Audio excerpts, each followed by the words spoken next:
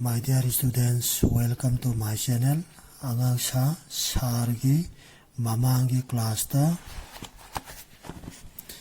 sangyang tariat paba iba kunuga kwakagi warise takre loina na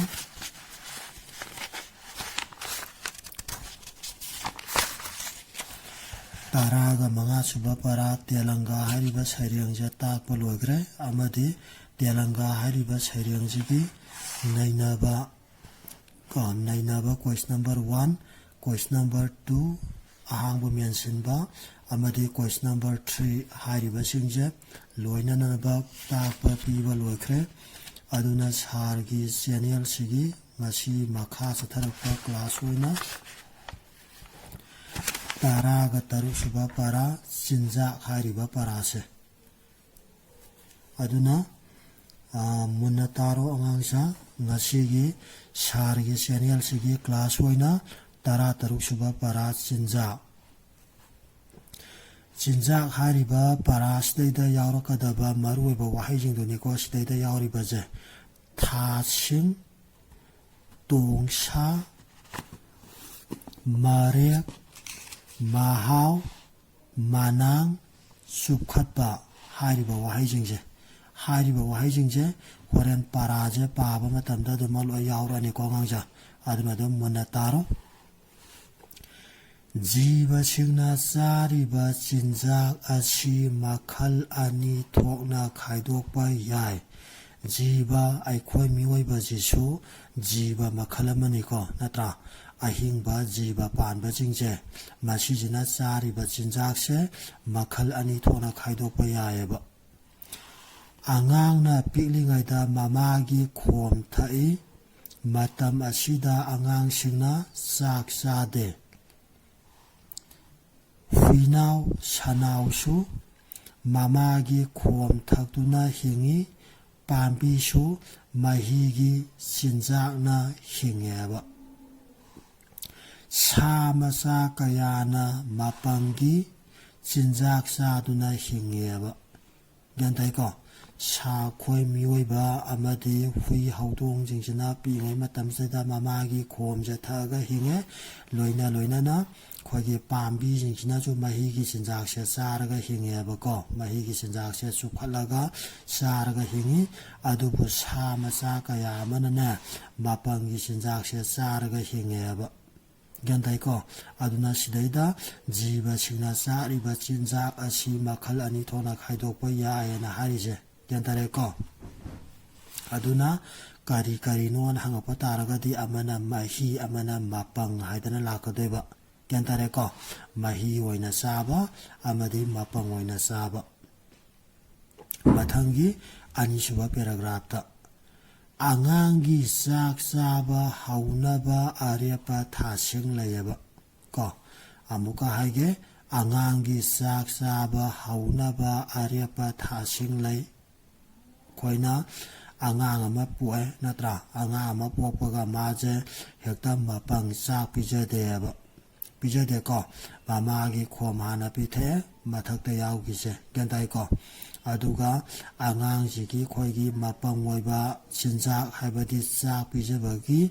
arepa thasing lai madugi mapang oiba sinjak haibadi sak pijaba yaba matamdo adaidani ko khoina sa umba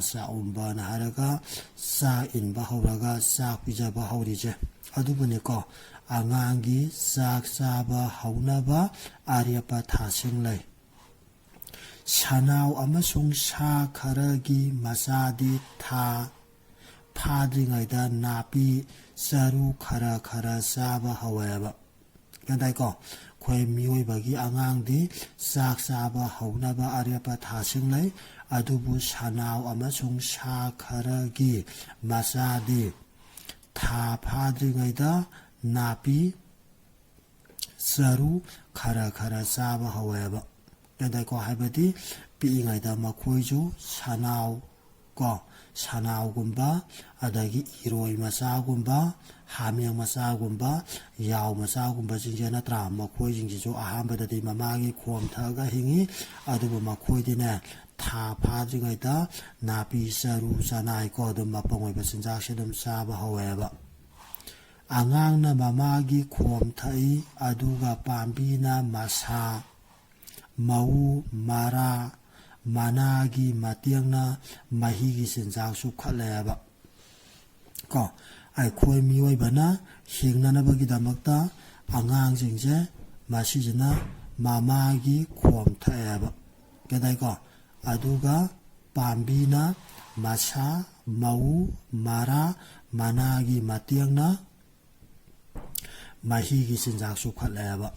ꯀꯩꯗꯥꯏꯀꯣ ꯑꯉꯥꯡꯁꯦ ꯖꯤꯕꯅ ꯍꯤꯡꯕꯗ ꯆꯪꯕ ꯆꯤꯟꯖꯥꯛꯀꯤ ꯃꯈꯜꯗꯤ ꯇꯜ ꯆꯥꯛꯀꯨꯝꯕ ꯄꯥꯡꯒꯜ ꯄꯤꯕ ꯆꯅꯥꯡꯒꯤ ꯁꯔꯨꯛ ꯁꯥ ꯉꯥ ꯍꯋꯥꯏꯒꯨꯝꯕ ꯇꯣꯡꯁꯥ ꯁꯥꯒꯠꯄ ꯁꯔꯨꯛ ꯘꯤ ꯊꯥꯎꯒꯨꯝꯕ ꯅꯣꯏꯈꯠꯅꯕ ꯃꯔꯦꯛ ꯃꯍꯥꯎꯒꯤ ꯁꯔꯨꯛ ꯎꯍꯩ ꯃꯅꯥ ꯃꯁꯤꯡ ꯁꯤꯡꯒꯨꯝꯕ ꯂꯩꯅꯥ ꯉꯥꯛꯊꯣꯛꯄ ꯉꯝꯕ ꯁꯔꯨꯛ ꯑꯃꯁꯨꯡ ꯏꯁꯤꯡ ꯑꯁꯤꯅꯦꯕ ꯑꯃꯨꯛꯀ ꯍꯥꯏꯒꯦꯀꯣ ꯖꯤꯕꯅ ꯍꯤꯡꯕꯗ ꯆꯪꯕ ꯆꯤꯟꯖꯥꯛꯀꯤ ꯃꯈꯜꯗꯤ ꯇꯜ ꯆꯥꯛꯀꯨꯝꯕ ꯄꯥꯡꯒꯜ ꯄꯤꯕ ꯆꯅꯥꯡꯒꯤ ꯁꯔꯨꯛ ꯀꯣ ꯃꯈꯣꯏꯁꯤꯕꯨ ꯑꯩꯈꯣꯏꯅ ꯏꯪꯂꯤꯁꯇ ꯍꯥꯏꯔꯒꯅ ꯀꯥꯔꯕꯣꯍꯥꯏꯗ꯭ꯔꯦꯠ ꯀꯟꯇꯦꯅꯤꯡ ꯐꯨꯗ ꯀꯣ ꯀꯥꯔꯕꯣꯍꯥꯏꯗ꯭ꯔꯦꯠ ꯌꯥꯎꯕ ꯍꯥꯏꯕꯗꯤ ꯆꯅꯥꯡꯒꯤ ꯁꯔꯨꯛ ꯌꯥꯎꯕ ꯆꯤꯟꯖꯥꯛꯁꯤꯕꯨ ꯑꯩꯈꯣꯏꯅ ꯀꯥꯔꯕꯣꯍꯥꯏꯗ꯭ꯔꯦꯠ ꯌꯥꯎꯕ ꯆꯤꯟꯖꯥꯛ ꯀꯧꯏꯀꯣ ꯃꯈꯣꯏꯁꯤꯡꯁꯦ ꯑꯩꯈꯣꯏꯅ ꯇꯜ ꯆꯥꯛ ꯑꯩꯈꯣꯏꯅ ꯆꯥꯔꯤꯁꯦ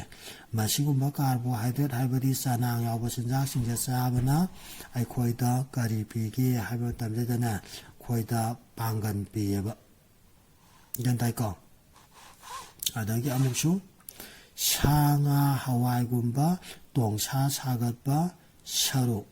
ꯀꯗꯥꯏꯀꯣ ꯇꯣꯡꯁꯥ ꯍꯥꯏꯔꯒꯗꯤ ꯑꯩꯈꯣꯏꯒꯤ ꯍꯛꯆꯥꯡ ꯆꯥꯎꯈꯠꯍꯟꯕ ꯍꯛꯆꯥꯡ ꯁꯥꯒꯠꯄꯗꯣ ꯒ꯭ꯌꯥꯟꯇꯥꯏꯀꯣ ꯑꯩꯈꯣꯏ ꯏꯪꯂꯤꯁꯇ ꯍꯥꯏꯔꯒꯅ ꯑꯩꯈꯣꯏꯅ ꯄ꯭ꯔꯣꯇꯤꯟꯒ ꯍꯥꯏꯕꯗꯣ ꯀꯣ ꯄ꯭ꯔꯣꯇꯤꯟ ꯌꯥꯎꯕ ꯆꯤꯟꯖꯥꯛ ꯁꯥ ꯉꯥ ꯍꯋꯥꯏꯒꯨꯝꯕꯁꯤꯅ ꯇꯣꯡꯁꯥ ꯁꯥꯒꯠꯄ ꯁꯔꯨꯛ ꯍꯥꯏꯕꯗꯤ ꯄ꯭ꯔꯣꯇꯤꯟ ꯀꯟꯇꯦꯅꯤꯡ ꯐꯨꯗ ꯄ꯭ꯔꯣꯇꯤꯟ ꯌꯥꯎꯕ ꯆꯤꯟꯖꯥꯛꯅꯤ ꯄ꯭ꯔꯣꯇꯤꯟ ꯌꯥꯎꯕ ꯆꯤꯟꯖꯥꯛ ꯆꯥꯕꯁꯤꯅ ꯍꯛꯆꯥꯡꯁꯦ ꯒ꯭ꯔꯣꯠ ꯑꯞ ꯀꯣ ꯍꯛꯆꯥꯡ ꯆꯥꯎꯈꯠꯍꯜꯂꯤ ꯑꯗꯨꯅ ꯃꯈꯣꯏꯕꯨ ꯑꯩꯈꯣꯏꯅ ꯕꯣꯗꯤ ꯕꯤꯜꯗꯤꯡ ꯐꯨꯗ ꯍꯥꯏꯔꯒ ꯈꯪꯅꯩꯌꯦꯕ ꯃꯊꯪꯗ ꯊꯥꯎꯒꯨꯝꯕ ꯅꯣꯏꯈꯠꯅꯕ ꯃꯔꯦꯛ ꯃꯍꯥꯎꯒꯤ ꯁꯔꯨꯛ ꯒ꯭ꯌꯥꯟ ꯇꯥꯏꯀꯣ ꯑꯗꯨꯒ ꯑꯩꯈꯣꯏꯒꯤ ꯊꯥꯎ ꯃꯔꯥꯡ ꯀꯥꯏꯅ ꯆꯥꯕꯁꯦ ꯒ꯭ꯌꯥꯟ ꯇꯥꯕ꯭ꯔꯥ ꯊꯥꯎꯔꯦꯛ ꯌꯥꯎꯕ ꯊꯥꯎ ꯊꯣꯛꯄ ꯆꯤꯟꯖꯥꯛꯁꯤꯡꯁꯦ ꯃꯔꯥꯡ ꯀꯥꯏꯅ ꯆꯥꯕꯁꯤꯅ ꯍꯛꯆꯥꯡꯁꯦ ꯅꯣꯏꯈꯠꯍꯜꯂꯦꯕ ꯀꯣ ꯑꯣꯕꯦꯁꯤꯇꯤ ꯀꯣ ꯐꯦꯠ ꯅꯣꯏꯈꯠꯍꯜꯂꯦꯀꯣ ꯑꯗꯨꯅ ꯍꯛꯆꯥꯡ ꯆꯥꯎꯈꯠꯍꯟꯕ ꯍꯛꯆꯥꯡ ꯅꯣꯏꯈꯠꯄ ꯍꯥꯏꯕꯁꯦ ꯑꯐꯕ ꯁꯤꯝꯇꯣꯝꯗꯤ ꯅꯠꯇꯦꯀꯣ ꯑꯐꯕ ꯁꯥꯏꯟ ꯁꯤꯝꯇꯣꯝꯗꯤ ꯅꯠꯇꯦ ꯀꯣ ꯂꯥꯏꯅꯥ ꯀꯌꯥ ꯂꯥꯛꯅꯅꯕꯒꯤ ꯃꯔꯝꯅꯤ ꯑꯗꯨꯅ ꯍꯛꯆꯥꯡ ꯅꯣꯏꯈꯠꯍꯟꯕ ꯍꯛꯆꯥꯡ ꯆꯥꯎꯈꯠꯍꯟꯕꯗꯤ ꯐꯠꯇꯦꯀꯣ ꯑꯉꯥꯡꯁꯦ ꯎꯍꯩ ꯃꯅꯥ ꯃꯁꯤꯡꯒꯨꯝꯕ ꯂꯥꯏꯅꯥ ꯉꯥꯛꯊꯣꯛꯄ ꯉꯝꯕ ꯁꯔꯨꯛ ꯑꯃꯁꯨꯡ ꯏꯁꯤꯡ ꯑꯁꯤꯅꯦꯕ ꯒ꯭ꯌꯥꯟꯇꯥꯏꯀꯣ ꯑꯗꯨꯒ ꯑꯩꯈꯣꯏꯅ ꯎꯍꯩ ꯋꯥꯍꯩ ꯃꯅꯥ ꯃꯁꯤꯡ ꯏꯁꯤꯡ ꯌꯥꯝ ꯊꯛꯄꯁꯦ ꯁꯤꯁꯤꯅꯅꯦ ꯂꯥꯏꯅꯥ ꯇꯤꯟꯅꯥ ꯀꯌꯥꯗꯒꯤ ꯉꯥꯛꯊꯣꯛꯄ ꯉꯝꯃꯤ ꯑꯗꯨꯅ ꯅꯈꯣꯏ ꯎꯍꯩ ꯋꯥꯍꯩ ꯃꯅꯥ ꯃꯁꯤꯡꯁꯨ ꯃꯔꯥꯡ ꯀꯥꯏꯅ ꯆꯥꯒꯗꯕ ꯂꯣꯏꯅꯅ ꯏꯁꯤꯡꯁꯨ ꯃꯔꯥꯡ ꯀꯥꯏꯅ ꯊꯛꯀꯗꯕ ꯍꯧꯖꯤꯛꯇꯤ ꯋꯤꯟꯇꯔ ꯁꯤꯖꯟꯅꯤꯅ ꯏꯪꯉꯦ ꯅꯠꯇ꯭ꯔꯥ ꯏꯪꯕꯅꯤꯅ ꯑꯩꯈꯣꯏ ꯏꯪꯉꯦꯅ ꯏꯁꯤꯡ ꯊꯛꯄꯁꯦ ꯇꯜꯂꯦꯅ ꯑꯌꯥꯝꯕꯅ ꯊꯛꯅꯗꯦꯀꯣ ꯑꯗꯨꯕꯨ ꯏꯁꯤꯡꯗꯣ ꯕꯣꯏꯜ ꯇꯧꯔꯒ ꯁꯧꯗꯣꯛꯍꯜꯂꯒ ꯂꯨꯝꯕꯨ ꯁꯥꯔꯛꯑꯀꯥꯟꯗ ꯀꯣ ꯏꯪꯊꯍꯜꯂꯒ ꯂꯨꯝꯕꯨ ꯁꯥꯔꯤꯉꯩ ꯃꯇꯝꯗꯣ ꯑꯗꯩꯗ ꯑꯗꯨꯝ ꯏꯁꯤꯡꯁꯦ ꯃꯔꯥꯡ ꯀꯥꯏꯅ ꯊꯛꯎꯀꯣ ꯑꯉꯥꯡꯁꯦ ꯑꯗꯨꯅ ꯑꯩꯈꯣꯏꯅ ꯏꯁꯤꯡ ꯊꯛꯄꯒꯤ ꯆꯥꯡ ꯋꯥꯠꯄ ꯇꯥꯔꯒꯗꯤ ꯑꯩꯈꯣꯏꯅ ꯎꯟꯁꯥꯁꯦ ꯆꯦꯛꯈꯥꯏꯕ ꯈꯨꯏꯖꯟꯕ ꯑꯗꯨꯒꯨꯝꯕ ꯂꯥꯛꯀꯗꯣꯏꯅꯦꯕ ꯑꯗꯨꯅ ꯑꯗꯨꯝ ꯏꯁꯤꯡ ꯃꯔꯥꯡ ꯀꯥꯏꯅ ꯊꯛꯀꯗꯕꯅꯤꯀꯣ ꯅꯤꯡꯊꯝꯊꯥ ꯑꯣꯏꯔꯒꯁꯨ ꯃꯊꯪꯗ ꯁꯪꯒꯣꯝꯗꯤ ꯆꯤꯟꯖꯥꯛꯀꯤ ꯃꯆꯜ ꯁꯨꯅ ꯌꯥꯎꯏ ꯍꯥꯏꯗꯨꯅ ꯃꯄꯨꯡ ꯐꯥꯕ ꯆꯤꯟꯖꯥꯛ ꯀꯧꯋꯦꯕ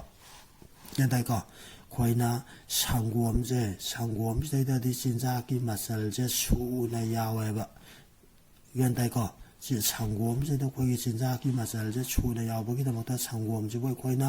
ꯃꯄꯨꯡ ꯐꯥꯕ ꯆꯤꯟꯖꯥꯛ ꯍꯥꯏꯕꯗꯤ ꯄꯥꯔꯐꯦꯛ ꯐꯨꯗ ꯀꯧꯋꯦꯕ ꯀꯔꯤꯕꯨ ꯑꯩꯈꯣꯏꯅ ꯃꯄꯨꯡ ꯐꯥꯕ ꯆꯤꯟꯖꯥꯛ ꯀꯧꯒꯦ ꯍꯥꯏꯔꯒꯗꯤ ꯁꯪꯒꯣꯝ ꯑꯅ ꯍꯥꯏꯒꯗꯣꯏꯕ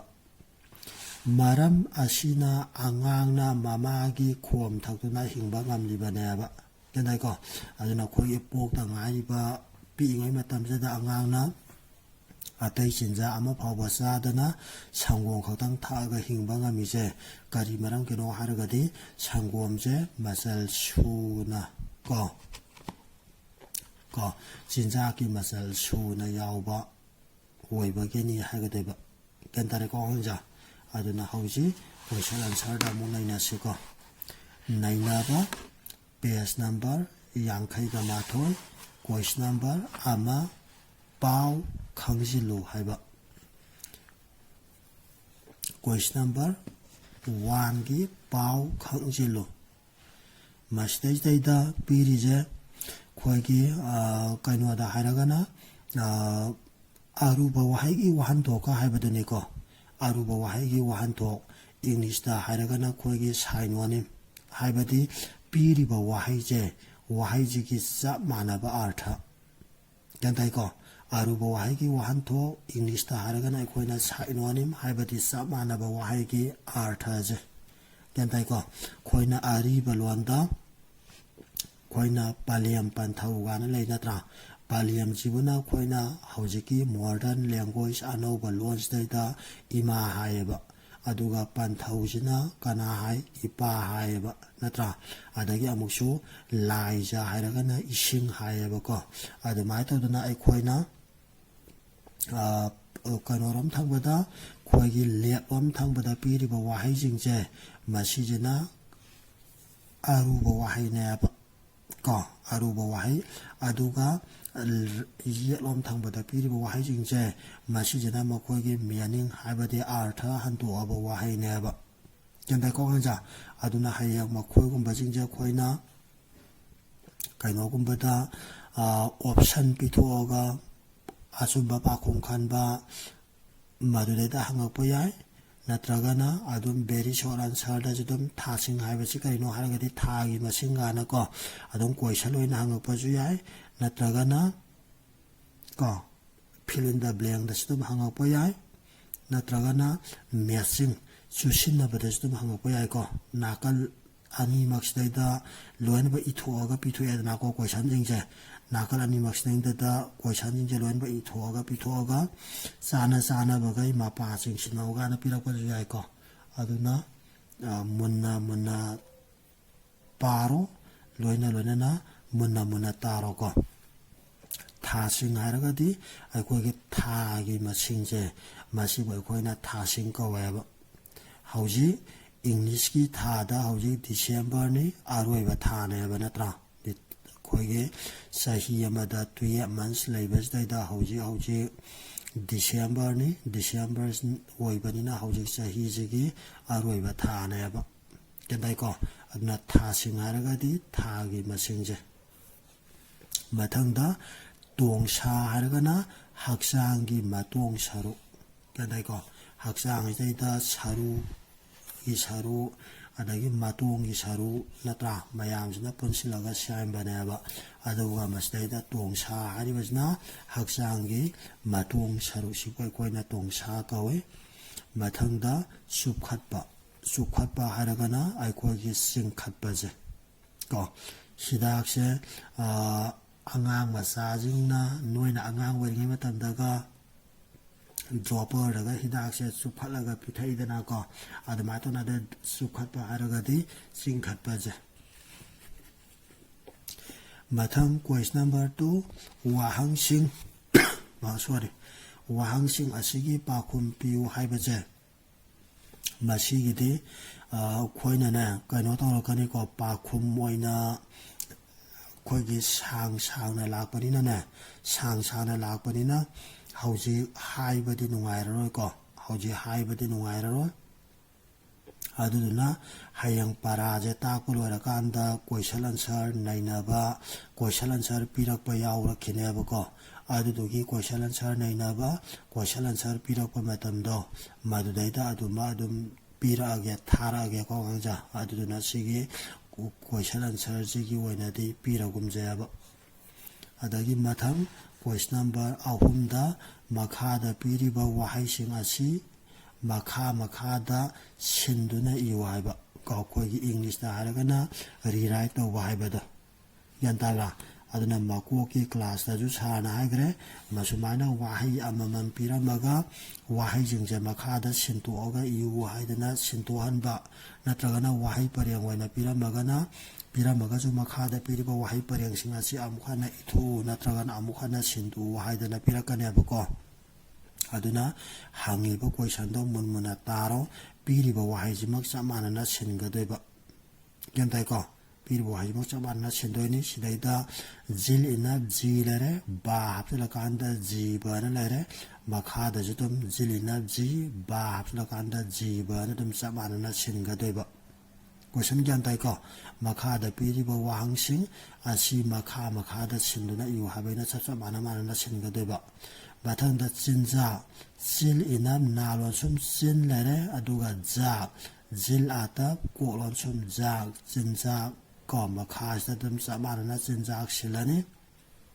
bathangda hu unap I hui lere ko aduga now na ata un now hui now lere ko sido makhada samanana singadoiba hu unap I hui now na ata un now hui now mathangda thakduna thau kolon sum thaktu til unap tu thaktu na thakduna samanana sidu makhada silani ko thau kolon sum thaktu til unap tu thaktu na mathangda sukhali sil unap palon sum sup khat khau tilon sum khat sukhali lai inabli samanana silani sil unap palon sum sup khat khau tilon sum khat sukhali lai inabli sukhali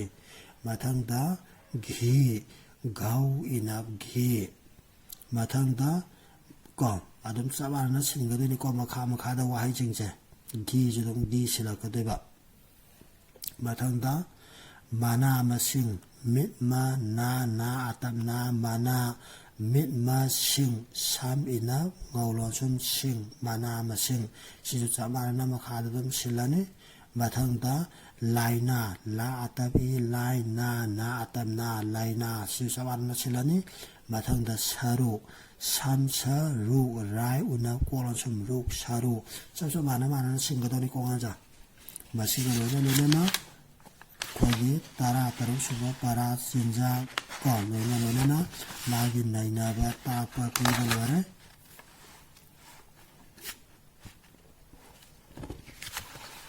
aduna mathang sang yengsimati yauroi ko aduna mathangi parada kogi tara ga tare suba para ningtam langni sing lakadoba gadai ko ngaja aduna ngasi gidedum sigi para jima kana tawrogumji namati amatang lautharaji mathanggi parada amu kana tawmana bage ta yang khogi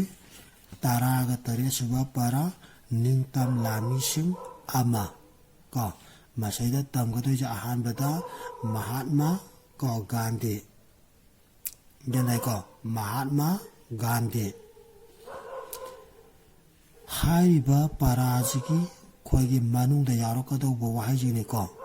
ukil ahimsa satyagraha harijan hairiba wahijingje manungda yarokadauba wahi ngatani ko parage ko anja